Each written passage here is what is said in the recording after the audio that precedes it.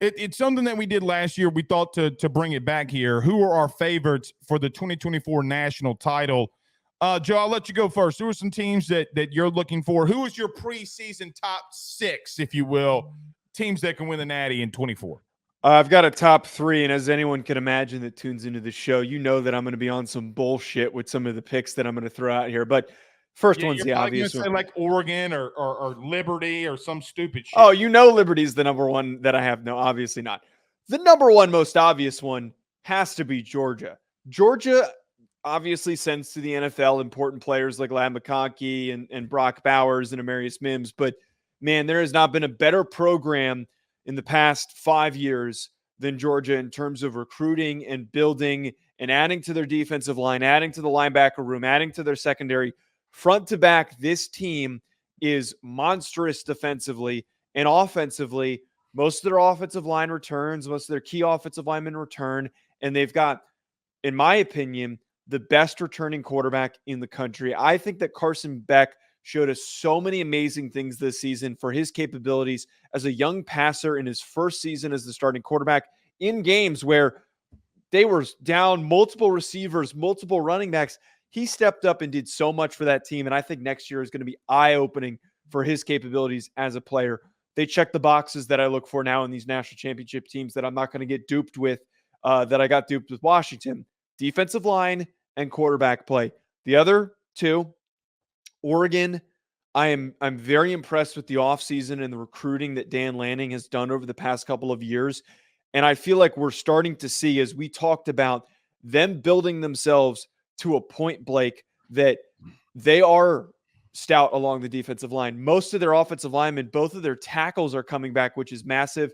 And to bring in Dylan Gabriel, who was one of the better quarterbacks in the country, that is going to be a perfect fit for this offense, is massive for Oregon. And then the last one is a team that we have completely hyped up, Ole Miss. I mean, that is the best portal haul, and they are this year's version of Florida State. I know that everyone's going to sit and do the whole clowning thing on Lane Kiffin and say, no, he's just going to only win 10 games this year. Bullshit. This is one of the most talented rosters that Ole Miss has ever had, even without Quinshon Judkins. That receiver room, Jackson Dart coming back for his third year. That defensive line is ridiculous. They're going to be, in my opinion, the second team to beat in the SEC in 2024. So I wrote down 6 here, Joe, in my notes, mainly due to the fact that we have a playoff. And I do think that anything can happen in playoffs. Now, do I think that college football will be chalky because of this? Because it normally is usually chalky. The teams that recruit better along the lines of scrimmage and are better there normally win, okay, regardless of the year. You named 2 of them. Obviously, I don't think that you can keep out Georgia at all, right? Like, I think that Georgia is a team that when you look at them, not just on paper, Joe, but the way that they're recruiting, the depth that they're bringing in, and Joe, quite honestly, I think they have 2 or 3 freshmen, even on the defensive side of things, even though they had a lot of dudes at the portal, Joe, they can come right in and play. The question I do have is how do they replace some of the offensive weapons? I know they got the white kid wide receiver from Vandy. I know that they have some options here, but I do think that they're going to be better defensively in the front 7, believe it or not. I don't think Kirby, you're not going to catch Kirby slipping in back-to-back years the way that or the way that he looked this year at times in that front 7. And you know what you're going to get in the secondary. They're going to be really good. They continue to bring in 5 stars there. I do agree with Ole Miss. I do think that the Quinshon Judkins thing is a big deal. I think it's a massive deal, if I'm being honest. And mainly due to the fact of what Lane runs and watching him religiously in the South, he is an RPO guy. And Joe, I got to be honest, they're not. Now, do I think that they will get a running back or 2 maybe in the portal now or when it comes to spring? Yes. They're not ready at that position group. And I got to be real with you too. I don't know how much they're ready along their offensive line.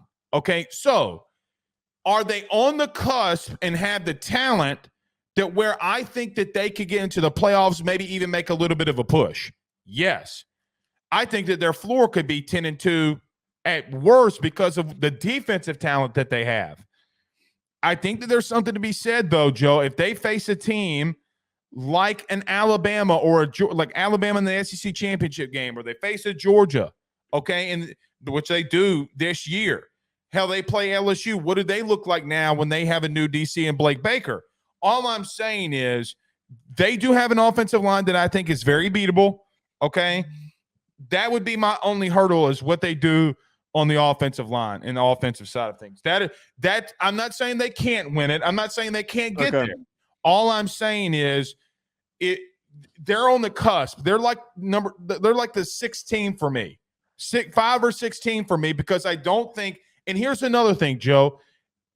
If they have some injuries, which they will have injuries throughout the season, they got true freshmen backing them up. So there comes a part where, yes, their frontline talent and some position groups is elite. You start getting that 2 and 3, you ain't there yet. So I do think that is a pause for concern for me. I don't disagree on the offensive line thing, because it hasn't been their strong suit since Lane has been there, and it's taken them some time. Maybe we see a transition for them, but I really don't think the Quinshon Judkins thing's it's going to hurt him. I think that Lane Kiffin is creative enough of an offensive mind to still get this team to where they were. I mean, Ole Miss was better this year, despite Quinshon Judkins having a down year. Quinshon Judkins had a worse season statistically across the board than what he had in his true freshman season. It was like 300 yards less. It was a whole 1 yard per carry less than he had the previous season. He wasn't himself. And I don't know if he was banged up or whatnot. They have other backs. I think that he's a 3-star too. He was a former 3-star. If anyone's going to turn a running back into a star, it's Lane Kiffin. Yeah, but that goes, but that goes to a point that I would like to make in reference to.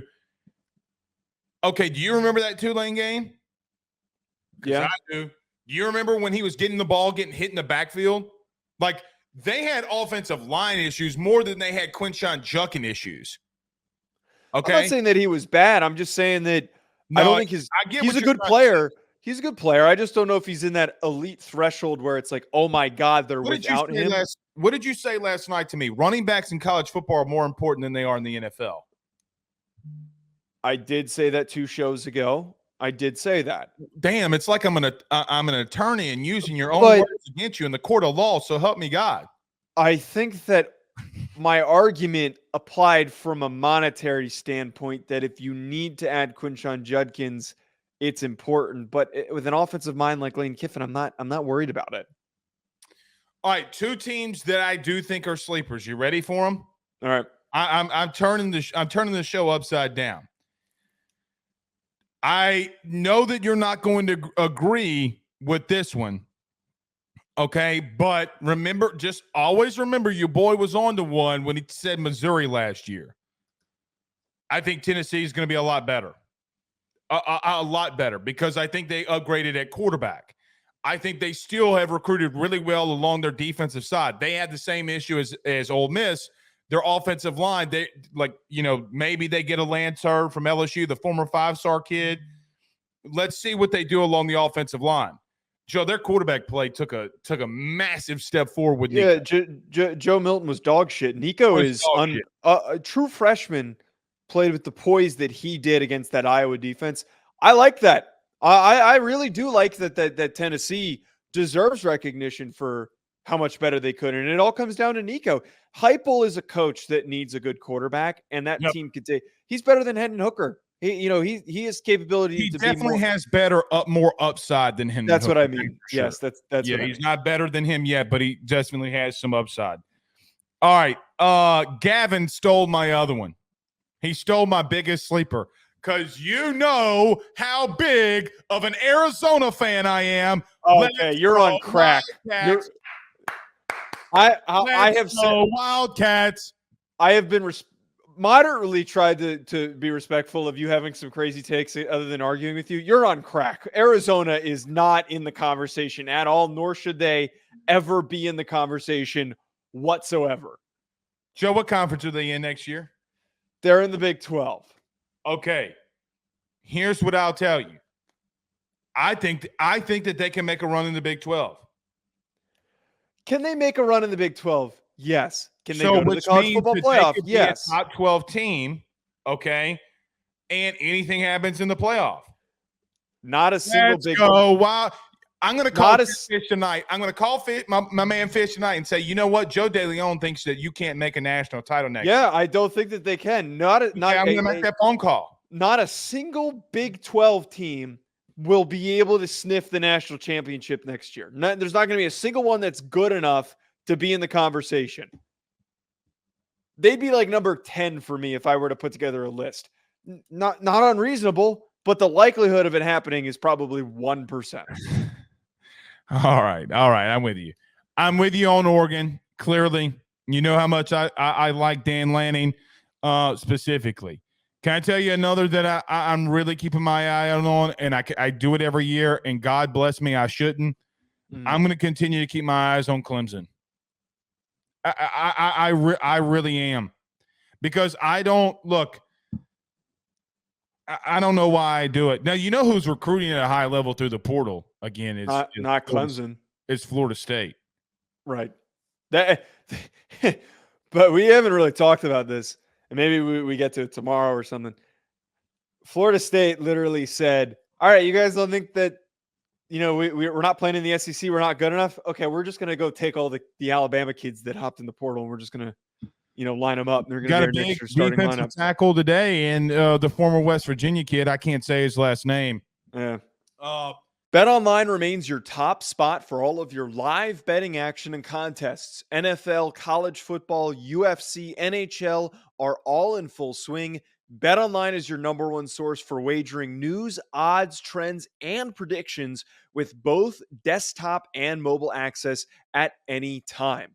Head to BetOnline today and use promo code BELIEVE, that's BLEAV, for 50% off your first deposit. That is a 50% welcome bonus. BetOnline, where the game starts.